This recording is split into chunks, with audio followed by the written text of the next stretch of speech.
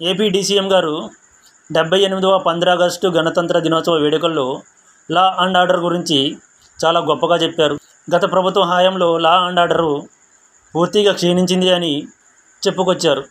సుగాలి ప్రీతి అనే అమ్మాయి స్కూల్కి వెళ్ళి ఇంటికి తిరిగి రాలేదని, శవమై వచ్చిందని చక్కగా వివరించారు. అసలు సుగాలి ప్రీతి కేసు ఎప్పుడు జరిగిందనేది విషయం మాత్రం చెప్పలేదు. సుగాలి ప్రీతి కేసు 2017లో చంద్రబాబు నాయుడు గారు ముఖ్యమంత్రిగా ఉన్నప్పుడు జరిగింది. అప్పుడు లా అండ్ ఆర్డర్ క్షీణించలేదా? 2017లో జరిగిన సుగాలి ప్రీతి కేసుకు గత ప్రభుత్వానికి సంబంధం ఏమిటి అని అక్కడ ఉన్న వాళ్ళు ఒక్కరైనా అడిగారా? ఒక్కరైనా అడిగి ఉంటే బాగుండేది. సుగాలి ప్రీతి కేసుకి గత ప్రభుత్వానికి సంబంధం ఏమిటో అక్కడ ఉన్న వాళ్ళకి ఎవరికీ అర్థం కాదు. అర్థమై ఉంటే అడిగేవాళ్ళేమో. ప్రజలు ఎర్రి గొర్రెలు కాబట్టి ఏది చెప్పినా వింటారు, నమ్ముతారు.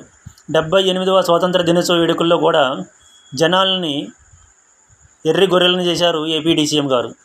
ఈ ప్రభుత్వం అధికారంలోకి వచ్చాక ఎంతమంది అమ్మాయిలపై అత్యాచారాలు జరిగాయి, హత్యలు జరిగాయి అనే విషయం కూడా అక్కడ ఉన్న వాళ్ళు అడిగితే బాగుండేది. 6 నెలల పాప దగ్గర నుంచి 60 ఏళ్ల ముసలామి దగ్గర వరకు ఎన్నో హత్యలు జరిగాయి, అత్యాచారాలు జరిగాయి. ఇక్కడ మాత్రం లా అండ్ ఆర్డర్ గుర్తుకు రాలేదు. ఈ ప్రభుత్వం అధికారంలోకి వచ్చాక 2 నెలల కాలంలోనే విధ్వంసాలు జరిగాయి, దాడులు జరిగాయి, దౌర్జన్యాలు జరిగాయి, హత్యలు జరిగాయి, అత్యాచారాలు జరిగాయి. ఈ స్వాతంత్ర దినోత్సవ వేడుకల్లోనే మేము అధికారంలోకి వచ్చాక ఎంతమంది అమ్మాయిలపై అత్యాచారాలు జరిగాయి, హత్యలు జరిగాయి, ఎన్ని దాడులు జరిగాయి, ఎన్ని విధ్వంసాలు జరిగాయి అనే విషయం కూడా చెప్పి ఉంటే బాగుండేది. ఎప్పుడు ఎక్కడ అవకాశం వచ్చినా గత ప్రభుత్వంపై విషం కక్కే ప్రయత్నమే చేస్తారు, కానీ నిజాలు మాత్రం చెప్పట్లేదు. మీ ప్రభుత్వం అధికారంలోకి వచ్చాక లా అండ్ ఆర్డర్ ఎలా ఉంది అనే విషయాన్ని ఒక్కసారి మీ గుండెలపై చెయ్యి వేసుకొని నిజాయితీగా చెప్పండి.